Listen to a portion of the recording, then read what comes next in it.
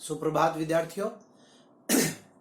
जीव विज्ञान की इस कक्षा में आपका पुनः एक बार स्वागत है। हम लोग पढ़ रहे थे आनुवंशिकी एवं विकास, अपनी जो सेकंड यूनिट है उसका फर्स्ट चैप्टर वंशागति और विविधता के सिद्धांत। इसमें अपन ने एकल संकर संकरण या एक जीन की वंशागति पढ़ी थी और उसके पश्चात आप लोगों को नया टॉपिक आता है अपना एकल संकर संकरण के ऊपर आधारित दो नियम है। ठीक है, मेंडल ने 3 नियम दिए थे। उन नियमों को क्या कहते हैं? आनुवांशिकता के नियम या मेंडल के नियम। आनुवांशिकता के नियम या मेंडल के नियम। तो 3 नियम दिए थे मेंडल ने, आप लोगों को ध्यान होगा। पहला नियम प्रभाविता का नियम, दूसरा नियम स्वतंत्र अपव्यूहन का नियम, पृथक्करण का नियम, और तीसरा नियम है स्वतंत्र अपव्यूहन का नियम। इनमें से अपन जो पहले 2 नियम है यानी प्रभाविता का नियम और पृथक्करण का नियम, इन दोनों नियमों की चर्चा करेंगे, क्योंकि ये दोनों नियम जो है वो अपने एकल संकर संकरण या एक जीन की वंशागति के ऊपर आधारित है। तो जो हमने एकल संकर संकरण पढ़ा था, आप लोगों को ध्यान में रखना है, वहां हमने उदाहरण लिया था एक लंबे पादप का क्रॉस अपन ने करवाया था एक बोने पादप से। ठीक है, तो जो मेंडल ने 7 लक्षण लिए थे उनमें से आप कोई भी एक लक्षण लेकर और इस नियम को समझा सकते हैं। तो ये उदाहरण है, मैं आपको पुनः बता रहा हूं कि 7 जो लक्षण लिए थे उन 7 में से कोई सा भी एक लक्षण लेके उसके दोनों जो गुण है, दोनों जो लक्षण है, उनके मध्य जब क्रॉस करवाते हैं, ठीक है, और तो उसमें आप कोई सा भी उदाहरण ले सकते हैं। अभी मैं आपको एक पहले अपन ने पादप की ऊंचाई ली थी, अभी मैं आपको दूसरा उदाहरण देकर समझाऊंगा। तो आनुवंशिकता के जो नियम है वो 3 नियम है। पहला नियम अपना है वो है प्रभाविता का नियम। ठीक है, प्रभाविता का नियम। और दूसरा नियम क्या है, इसको भी अपन साथ साथ ही पढ़ लेंगे। दूसरा नियम है पृथक्करण का नियम। ठीक है, ये दोनों नियम जो है वो एक जीन की वंशागति के ऊपर आधारित है, यानी एकल संकर संकरण के ऊपर आधारित है। इसलिए इन दोनों नियम को हम अभी पढ़ेंगे। उसके पश्चात अपन द्विसंकर संकरण पढ़ेंगे, और द्विसंकर संकरण के ऊपर जो तीसरा नियम है स्वतंत्र अपव्यूहन का नियम, वो दूसरे प्रयोग के ऊपर या द्विसंकर संकरण के ऊपर आधारित है। तो अगर ये दोनों नियम अपने से पूछे जाते हैं तो पहली बात तो हम उसमें क्या लिखेंगे कि यह नियम, चाहे पृथक्करण का नियम हो या प्रभाविता का नियम हो, दोनों नियम जो है वो एकल संकर संकरण पर आधारित है, या हम यूं कह दें कि एक जीन की वंशागति के ऊपर आधारित है। नियम क्या है? प्रभाविता का नियम। पहले आप उदाहरण देखिए, मैं क्या कह रहा हूं, उदाहरण, ये नियम नहीं है, उदाहरण है। ठीक है, जैसे अपन बात करते हैं कोई भी एक लक्षण, जैसे मान लीजिए अपन लेते हैं उदाहरण फली का रंग। ठीक है, फली का रंग अपन ने यहां क्या लिया है, उदाहरण लिया है। अब अपन ने जब 7 लक्षण लिखे थे मेंडल के, तो वहां अपन ने लिखा था फली का रंग किस प्रकार का हो सकता है, हरा और पीला। अब चूंकि लक्षण क्या है, एक है, इसलिए इसको हम जी से और इसको स्मॉल जी से प्रकट करते हैं। ये क्रोमोसोमल इनहेरिटेंस थ्योरी है, गुणसूत्रीय सिद्धांत। ठीक है, कि आपको मैंने पहले भी बताया जीन या गुणसूत्र जो है वो हमेशा जोड़ों के रूप में रहते हैं। तो अब यहां देखिए, सबसे पहले क्या होगा, अपन ने एकल संकर संकरण पढ़ा, तो ये दोनों युग्मक निर्माण के समय क्या हो गए, ये दोनों पृथक पृथक हो गए। युग्मक निर्माण के समय ये दोनों पृथक पृथक हो गए, और अब इन्होंने क्या किया, क्रॉस किया, और क्रॉस करने से अपने को क्या प्राप्त हुआ, तो यहां अपन लिख देंगे युग्मक। ठीक है, यहां लिख देंगे युग्मक निर्माण। ठीक है, युग्मक निर्माण के दौरान क्या हुआ कि जो जीन जोड़े के रूप में थे, एलील के रूप में थे, वे क्या हो गए, ये दूसरा नियम, पृथक पृथक हो गए, अलग अलग हो गए। अर्थात युग्मक में, युग्मक हमेशा क्या होता है, शुद्ध वंशक्रम होता है। अब देखिए हमें यहां क्या प्राप्त हुई, F1 पीढ़ी प्राप्त हुई। तो F1 पीढ़ी में अपने को क्या मिला एक कैपिटल जी और एक स्मॉल जी मिला। और अगर हम इसके फिनोटाइप की बात करें या जीनोटाइप की बात करें तो मैंने आपको पहले भी बताया हुआ है कि F1PD का जीनोटाइप और फिनोटाइप हमेशा एक ही प्राप्त होता है, अर्थात 1:0। ये लक्षण प्ररूप, आप कोई भी एग्जाम्पल ले लीजिए, ये दूसरे वाला लिख देते हैं अपन जीन प्ररूप। तो F1PD में कोई भी लक्षण प्रकट हो वो उसका अनुपात क्या आएगा, 1:0। तो ये भ्रमित करने के लिए कई बार 1 नंबर का प्रश्न पूछा जा सकता है। अब देखिए इससे नियम क्या बना, यहां हमने क्रॉस करवाया हरे और पीले फली के मध्य, और F1 जनरेशन में F1PD में जो अपने को रंग प्राप्त हुआ फली का वो कैसा हुआ, वो सारा का सारा हरा, यानी ये भी हरी, ये भी हरी, ये भी हरी, ये भी हरी।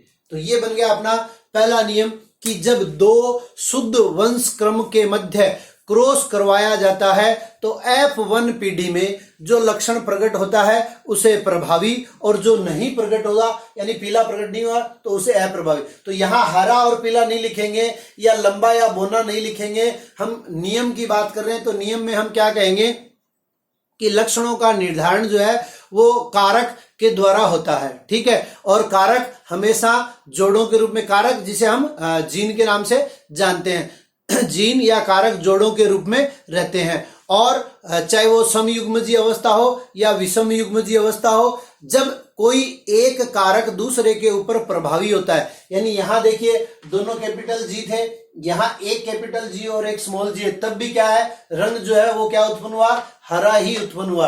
तो जो उत्पन्न हुआ वो क्या हो गया, प्रभावी, और जो उत्पन्न नहीं हुआ वो क्या हो गया, अप्रभावी। समझ में आ गई बात, दोबारा रिपीट कर देता हूं। जब किन्हीं दो शुद्ध वंश क्रमों के मध्य क्रॉस करवाया जाता है तो क्रॉस करवाने पर F1PD में जो लक्षण प्रकट होता है उसे प्रभावी, और जो प्रकट नहीं होता उसे अप्रभावी कहते हैं। यही क्या है, प्रभाविता का नियम है। समझाने के लिए हम कह सकते हैं कि लक्षणों का निर्धारण जो है वो कारकों के द्वारा होता है, कारक जोड़ों के रूप में उपस्थित होते हैं। और अगर समयुग्मजी अवस्था है तब तो वो क्या करेंगे, अपना अपना प्रभाव प्रदर्शित करेंगे। लेकिन विषम युग्मजी अवस्था में जो अपना प्रभाव प्रकट करता है उसे हम प्रभावी, और जो प्रभाव प्रकट नहीं कर पाता है उसे अप्रभावी कहते हैं। और इसी का जब हम क्रॉस करवाते हैं F1PD का F1 के साथ तो हमें क्या प्राप्त होता है, आप लोगों को याद होगा, अपन ने एकल संकर संकरण पढ़ा, एक कैपिटल जी और एक स्मॉल जी, एक कैपिटल जी, एक स्मॉल जी और दो स्मॉल जी, ठीक है। तो यहां 1 2 3 तो क्या प्राप्त हुए हमें, हरे, और एक कैसा प्राप्त हुआ, पीला। ये कब प्रदर्शित होगा, जब ये समयुग्मजी अवस्था में होंगे, तब भी ये क्या होगा, प्रदर्शित होगा। अर्थात विषम युग्मजी अवस्था में जो अपना प्रभाव प्रकट करता है उसे प्रभावी, और जो अपना प्रभाव प्रकट नहीं कर पाता उसे अप्रभावी लक्षण कहते हैं। यही क्या है, प्रभाविता का नियम है। या हम यूं कह दे इसका उल्टा भी, कि जो लक्षण F1PD में प्रकट होता है वो प्रभावी, और जो नहीं प्रकट होता है वो अप्रभावी। तो ये हो गया अपना प्रभाविता का नियम। दूसरा देखिए पृथक्करण का नियम, इसके कई नाम है। दूसरा नाम है इसका विसंयोजन का नियम, विसंयोजन का नियम, या तीसरा नाम है इसका युग्मकों की शुद्धता का नियम, युग्मकों की शुद्धता का नियम, ठीक है, युग्मकों की शुद्धता का नियम। अब ये नियम क्या है, अगर इसको हम आरेखीय रूप से प्रकट करना चाहें, ग्राफिकल रिप्रेजेंटेशन करना चाहें, तो ये इतना ही प्रेजेंटेशन होगा इसका। यहां तक क्या है कि अपन जानते हैं प्रभाविता के नियम में अपन ने पढ़ा, या पहले भी अपन ने पढ़ा हुआ है, जीन या गुणसूत्र जोड़ों के रूप में रहते हैं, जीन या गुणसूत्र जोड़ों के रूप में रहते हैं, और ये आपस में घुल मिलते नहीं है, यानी इनका सम्मिश्रण नहीं हो पाता है। अब देखिए जब युग्मक बनते हैं तब ये क्या हो गए, सब पृथक पृथक हो गए। यानी युग्मक अवस्था में, जो अपन ने पहले भी बात की थी, युग्मक किसे कहते हैं, वह संरचना जिसमें गुणसूत्रों की संख्या रह जाती है आदि क्या कहलाता है, युग्मक कहलाता है। तो युग्मक बनते समय जो जीन या गुणसूत्र जोड़ों के रूप में रहे वो क्या हो गए, अलग अलग हो गए। अब देखिए जो अपनी F1PD प्राप्त हुई थी, यहां हमने बात की अगर F1PD में ये अपने को लक्षण प्राप्त होता है तो ये कैसा है, हरा है, ठीक है। किस प्रकार का हरा है, अशुद्ध हरा है। लेकिन यहां अगर अपन बात करें तो जी, कैपिटल जी जो है वो किसको प्रदर्शित करेगा, हरे को, और स्मॉल जी किसको प्रदर्शित करेगा, पीले को, ठीक है। ये पीला है।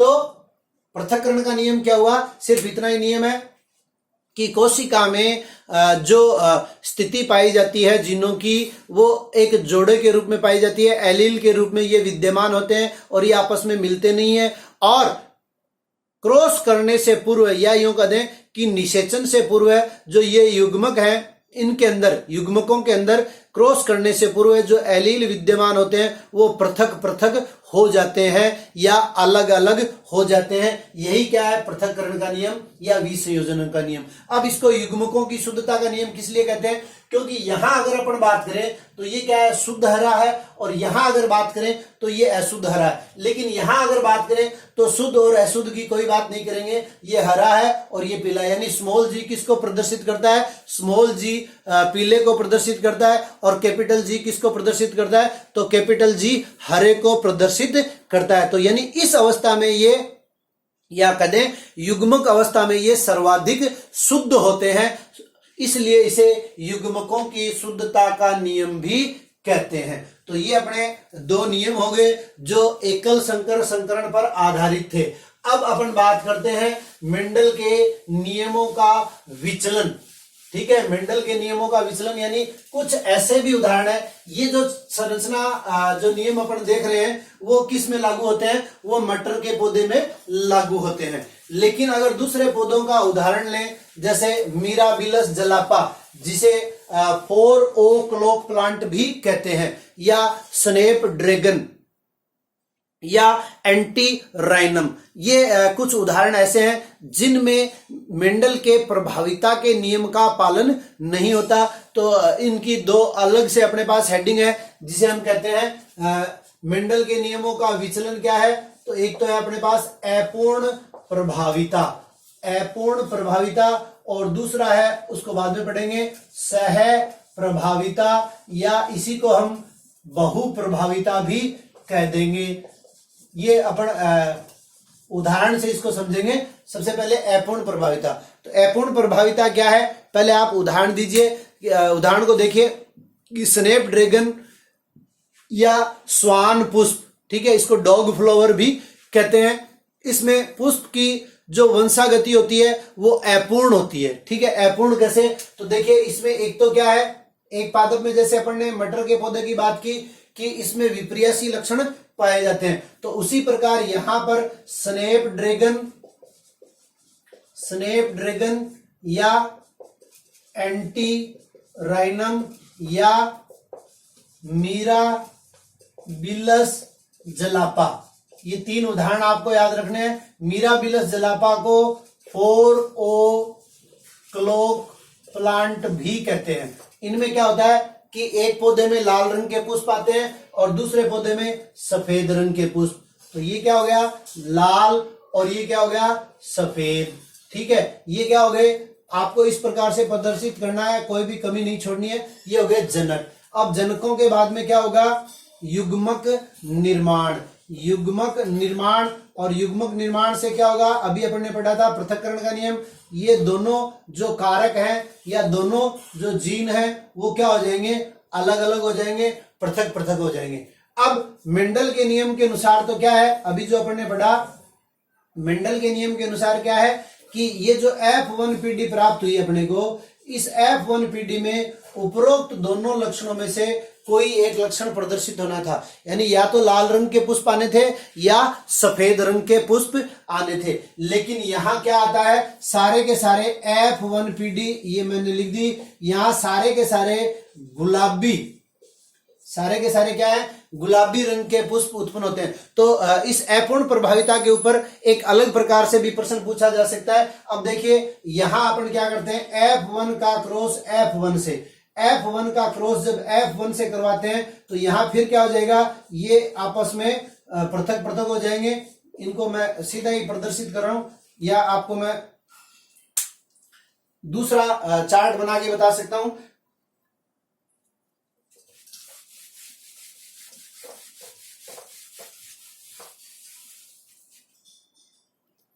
अब देखिए यहां अपन लेके चले थे लाल और सफेद, ठीक है। लाल को प्रदर्शित किया कैपिटल आर से और सफेद को प्रदर्शित किया स्मॉल आर से, ठीक है। ये कैपिटल आर,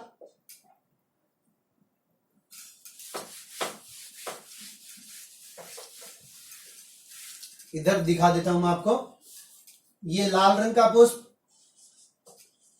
और ये सफेद रंग का। F1PD में अपने को क्या प्राप्त हुआ, ये प्राप्त हुआ, ठीक है।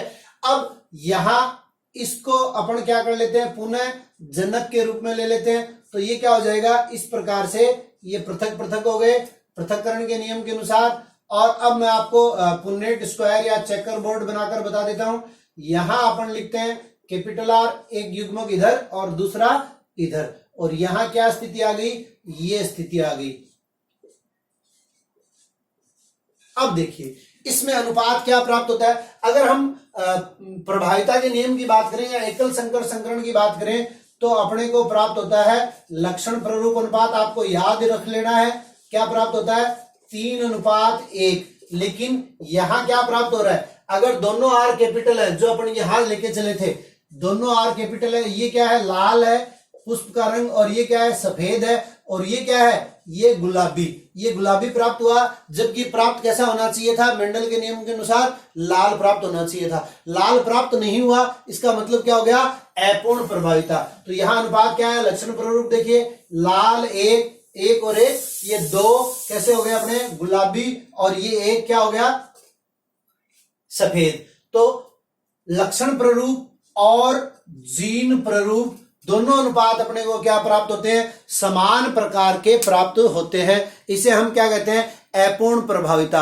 अब जो मेंडल का नियम था वो क्या कहता है कि F1PD में जब 2 लक्षणों का क्रॉस करवाया जाता है, 2 गुणों का क्रॉस करवाया जाता है, तो दोनों में से जो लक्षण F1PD में प्रकट होता है उसे प्रभावी, और जो नहीं प्रकट होता है उसे हम क्या कहते हैं, अप्रभावी। तो यहां क्या प्रकट हुआ, न तो ये प्रकट हुआ और न लाल प्रकट हुआ और न ही सफेद, तीसरा ही लक्षण प्रकट हुआ, तो इसे हम क्या कहते हैं, अप्रभावी। यानी ये पूर्ण रूप से पुष्पों का रंग जो है उसके ऊपर प्रभावी नहीं है, ठीक है। अब जो प्रभाविता नामक संकल्पना का अपन अगर स्पष्टीकरण देना चाहें कि प्रभाविता किस प्रकार से उत्पन्न होती है, तो वो देखिए प्रभाविता का स्पष्टीकरण हम किस प्रकार से देते हैं। हमने देखा एकल संकर संकरण में कि कुछ जीन जो है वो क्या होते हैं, प्रभावी होते हैं, और कुछ जीन क्या होते हैं, अप्रभावी होते हैं। इस बात को समझने के लिए इस प्रकार से समझा जाए कि जीन जो है वो क्या करते हैं, एंजाइम का संश्लेषण करवाते हैं। पिछले साल अपन ने पढ़ा था एंजाइम क्या है, प्रोटीन से बने हुए पदार्थ हैं, और जिस पदार्थ के ऊपर भी एंजाइम कार्य करते हैं, जिस पदार्थ के ऊपर भी एंजाइम कार्य करते हैं उसे हम क्या कहते हैं, आधार या सबस्ट्रेट। तो ये किसके ऊपर कार्य कर रहे हैं, मान लीजिए यहां अपन बात कर रहे थे पुष्प के रंग की, तो पुष्प के रंग के ऊपर ये कार्य करते हैं। अब द्विगुणित जो जीव होते हैं उनमें क्या है, एलील या जीन जो है वो जोड़ों के रूप में पाए जाते हैं। अब जब वो जोड़ों के रूप में समयुग्मजीय अवस्था में, तब तो वो अपना प्रदर्शन कर रहे हैं, लेकिन विषम युग्मजीय अवस्था में दूसरा प्रभाव उत्पन्न हो रहा है। जैसा कि अपन ने स्नैपड्रैगन में देखा था कि विषम युग्मजीय यानी एक कैपिटल आर और एक स्मॉल आर आते ही क्या हो गया, गुलाबी रंग प्रकट हो गया। तो इससे हम क्या निष्कर्ष निकालते हैं, तो इससे निष्कर्ष यह निकलता है कि प्रत्येक जीन क्या करता है, एक विशेष प्रकार के एंजाइम को उत्पन्न करता है, और वो एंजाइम क्या करता है, किसी आधार के ऊपर कार्य करता है, और आधार के ऊपर कार्य करने से क्या होगा कि लक्षण जो है वो प्रदर्शित होंगे, यानी रूपांतरित एलील सिद्धांत यहां लगता है। अब क्या है, सामान्य एंजाइम, अगर सामान्य एंजाइम है तो क्या होगा, वो अपना प्रभाव प्रदर्शित कर देगा। और कार्य अक्षम एंजाइम है, तो कार्य अक्षम एंजाइम होने के कारण वो क्या होगा, वो सबस्ट्रेट को जो है वो बदल नहीं पाएगा। यानी पहले अगर बात करें सामान्य एंजाइम है तो उसमें जो सबस्ट्रेट है वो बदल जाएगा, परिणाम स्वरूप लक्षण प्रदर्शित हो जाएगा या लक्षणों का उत्पादन हो जाएगा। लेकिन अगर कार्य अक्षम एंजाइम है या एंजाइम की उपस्थिति नहीं है, एंजाइम की अनुपस्थिति, अगर एंजाइम अनुपस्थित होगा तो सबस्ट्रेट जो है वो आधार में परिवर्तित नहीं होगा। अर्थात अगर यहां अपन बात करें रंग की तो वो उसका रंग जो है वो परिवर्तित नहीं होगा। और कार्य अक्षम एंजाइम है तो वो क्या करेगा, एंजाइम पूर्ण रूप से आधार को जो है वो परिवर्तित नहीं कर पाएगा। तो इससे क्या होगा, इससे फिनोटाइप जो है वो प्रभावित हो जाता है। समझ में आई बात? एक बार पुनः प्रकट कर देता हूं।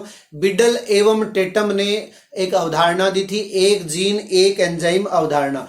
तो इनके अनुसार प्रत्येक जीन जो है वो एक एंजाइम को नियंत्रित करता है और एंजाइम जो है वो आधार को उत्पाद में बदलने का कार्य करता है। यहां हम मान लेते हैं कि उत्पाद क्या है, पुष्प का रंग है। तो अगर सामान्य एंजाइम होगा तब तो वो क्या हो जाएगा, प्रभावी हो जाएगा। लेकिन अगर एंजाइम कार्यक्षम नहीं होगा या कम प्रभावी होगा तो वो अपना प्रभाव पूर्ण रूप से आधार के ऊपर प्रकट नहीं कर पाएगा और एंजाइम की अनुपस्थिति होगी। कई बार ये भी हो सकता है कि एंजाइम अनुपस्थित हो तो उस दौरान भी क्या होगा, अप्रभाविता उत्पन्न होगी या इसको अपन कह देते हैं अपूर्ण प्रभाविता। तो नियम क्या बना अपना, प्रभाविता का विचलन क्या हुआ, अपूर्ण प्रभाविता। इसके ऊपर एक दूसरे तरीके से भी प्रश्न पूछा जा सकता है आपको कि उस उदाहरण का वर्णन कीजिए जिसमें लक्षण प्ररूप और जीन प्ररूप अनुपात जो है वो समान प्रकार के प्राप्त होते हैं। तो अभी हमने देखा कि F2PD में लक्षण प्ररूप 1:2:1 और जीन प्ररूप 1:2:1 प्राप्त होता है। दूसरा उदाहरण अपना किसका, मेंडल के विचलन का। दूसरा उदाहरण क्या है, सह प्रभाविता। क्या है, सह प्रभाविता। तो सह प्रभाविता क्या है, कोडोमिनेंस। इसको मैं आज आपको छोटे रूप में बता रहा हूं, कल विस्तार पूर्वक इसकी चर्चा करेंगे। सह प्रभाविता या बहु प्रभाविता भी क्या है, मेंडल के नियमों का विचलन है। तो क्या होता है, मनुष्य में उदाहरण देखिए क्या है, मनुष्य में रुधिर समूह की वंशागति, मनुष्य में रुधिर समूह की वंशागति या अपन कहते हैं ABO रुधिर समूह। ABO रुधिर समूह क्या है, मेंडल के नियमों के विचलन का उदाहरण है। देखिए रुधिर समूह को नियंत्रित करने वाली एक जीन होती है, इस जीन को कहते हैं अपन आई। ठीक है, रुधिर समूह को नियंत्रित करने वाली जीन क्या है, आई है। और ये आई जो है वो जो आरबीसी होती है अपनी, रेड ब्लड कार्पल, ये भी आप ध्यान में रखना, रेड ब्लड सेल नहीं है, रेड ब्लड कार्पल या लाल रुधिर कणिकाएं। इनकी जो झिल्ली होती है उस झिल्ली की सतह से बाहर निकले हुए शर्करा बहुलक होते हैं और इन बहुलकों का नियंत्रण जो है वो जीन आई करती है। और अब इस जीन के, अभी तक अपन ने पढ़ा था 2 एलील होते हैं, यहां इस जीन के क्या है, 3 एलील है, IA, IB और एक स्मॉल आई या कैपिटल आई भी अगर आप लिखो तो कैपिटल आई के ऊपर इस प्रकार से 0। तो ये क्या हो गए, इसके 3 एलील हो गए। अब द्विगुणित जीव जो है वो प्रत्येक जीव में इन 3 में से 2 एलील जो है वो विद्यमान होते हैं। और जब 2 एलील विद्यमान होते हैं तो ये अपना प्रभाव प्रकट करते हैं। अब अगर ए की बात करें, केवल आई ए की, तो ये क्या है, ये प्रभावी है किसके ऊपर, आई स्मॉल के ऊपर या I0 के ऊपर। और IB की बात करें तो ये भी क्या है, इसके ऊपर प्रभावी है। लेकिन IA और IB दोनों अगर उपस्थित हैं तो वो दोनों क्या करते हैं, अपना संयुक्त प्रभाव प्रदर्शित करते हैं जिसे हम सह प्रभाविता कहते हैं। उदाहरण स्वरूप देखिए, मान लीजिए एक पुरुष है जिसका रक्त समूह क्या है, IA है। तो IA कब होगा, जब ये प्रभावी स्थिति में। अब देखिए ए रक्त समूह के लिए हम कह सकते हैं कि इसकी जो जीनी संरचना है वो इस प्रकार भी हो सकती है, यानी ये समयुग्मजी में भी उपस्थित हो सकता है और विषम युग्मजी। तो विषम युग्मजी में होगा तो स्मॉल आई प्रकट होगी, उपस्थित होगी तो ये ए क्या है, इसके ऊपर प्रभावी है। और अगर बी रक्त समूह की बात करें तो क्या होगा, एक आई ए और दो समयुग्मजीय अवस्था में आई बी और आई बी, या फिर आई बी और स्मॉल आई। अब अपन जानते हैं मनुष्य के अंदर रक्त समूह कितने प्रकार के हैं, 4 प्रकार के, ए बी और तीसरा क्या हो सकता है, ए बी। तो ए बी में क्या होगा, एक ए वाला जीन और एक बी वाला, या इस प्रकार से भी हो सकता है, पहले बी लिख दें और बाद में ए लिख दें। तो ये किसका उदाहरण है अपना, ये उदाहरण है अपना किसका, सह प्रभाविता का।